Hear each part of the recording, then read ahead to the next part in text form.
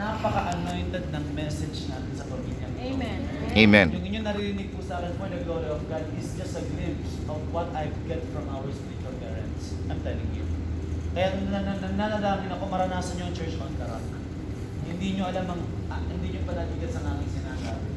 Ipag-pray nyo na sana someday maranasan nyo yun. Dahil pag nadinig nyo ang mami at daddy, ang kanilang pinagpipreachan, hindi lang basta mga miyembro, kundi mga pastor at bishop ang kanilang mini-minister. At makikita mo, lumuluhod, umiiyak. So, hindi ito tungkol sa, I'm not trying to highlight them, but I'm highlighting we as a family. Kung may pakikinggan, kung may priority ka mang pakikinggan, dapat magulang mo muna bago yung ibang tao. Amen. Tama ba? Amen. Kaya nga tayo pamilya eh. Pakinggan mo muna si Kuya Jay, pakinggan mo muna si Pastor bago yung Pastor sa ng mga sikat sa Facebook. Mas pogi naman yata ako sa kanila.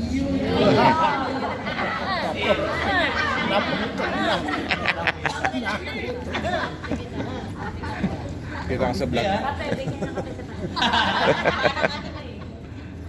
So, hindi, pag-uusap ko po sa inyo na maging be discerning sa inyong mga pinapakinggan at alamin, kasi sabi ng Bible, they are my sheep and the sheep know the voice of their shepherd.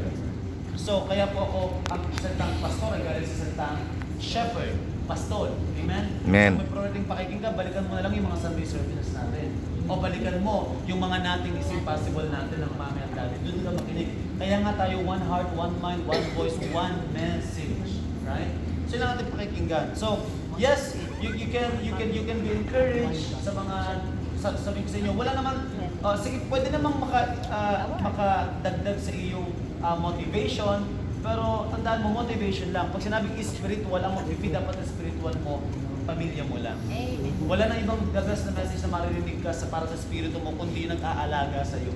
Hindi yung sikat sa kung sino man sa Facebook. Amen po ba? Amen. Palakpakan po natin ang decide for yourselves if what I'm saying is true.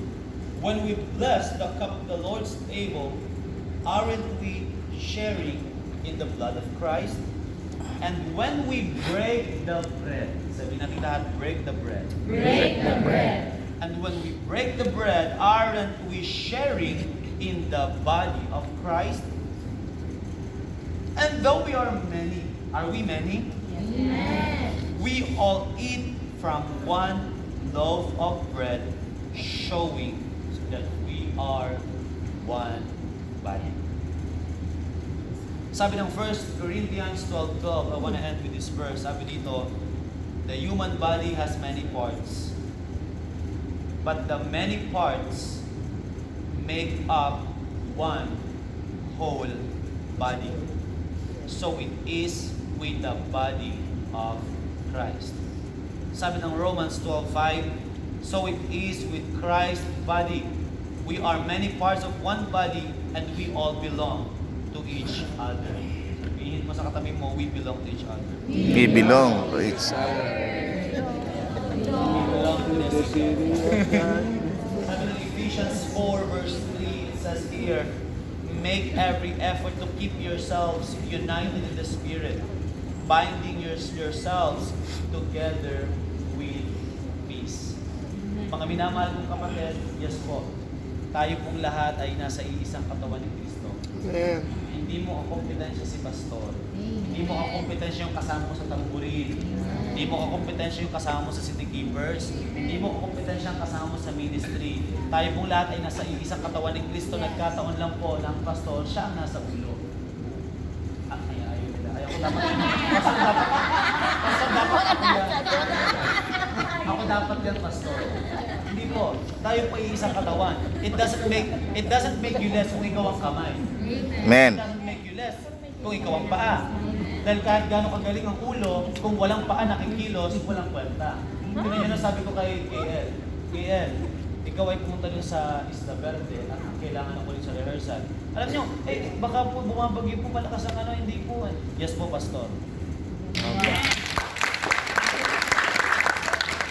Sabi ko, kayo Mark, kahit ikaw ay malaking tutulong mo na din sa mga idea mo ay sumama ka doon. Opo, Pastor. Tumatakot ka. isipin mo, grabe siya talagang hinayaan kami ni Pastor, ayaw siyang mapapag-view. Gusto kami lang yun. Pwede ka mag-overtake ng ganyan, pwede mo pag-isipan ng masama ng ganyan. Pero dahil obedient, dahil alam mo na ikaw ay parte ng isang katawan, na kailangan ikaw ay kamay para ma-fulfill at makumpleto natin ng 105 barangay. Nangyayari, hindi pinapagawa ng Lord. Bakit? Nagtutulungan tayo at hindi natin pinaghahanapan ng isa't isa. Amen po ba? Amen. Palakpakan po natin ng Diyos. Hallelujah. So, na-appreciate ko po ang bawat isa sa atin. Lahat po tayo, kita ko wala dito hindi kumikilos. Kita ko po yun. Kaya salamat po sa Diyos sa buhay po ninyo. Sa 3 years na ako maglingkod, lahat po kayo regalo ng Diyos sa akin.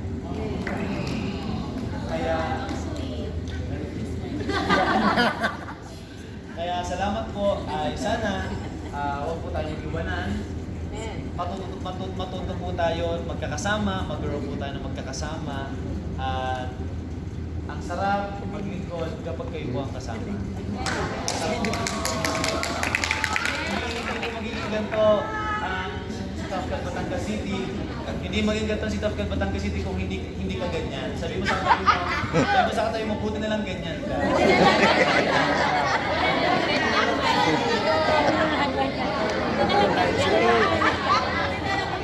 Salamat po, ganyan kayo.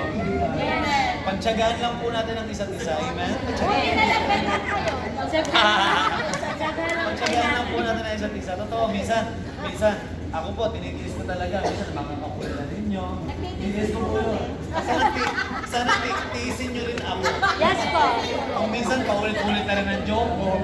At naubusan na rin. Sa 3 years, paulit-ulit agad ako. Pasensya na po, ano. So, sana ay magtsagaan lang po tayo at sama-sama po tayong mag-grow. Magmahalan lang, amen? Kahit anong gawin natin, wala ka nang magagawa. Tayo na ang magkakasama hanggang eternity. Amen po ba? Palakpakan natin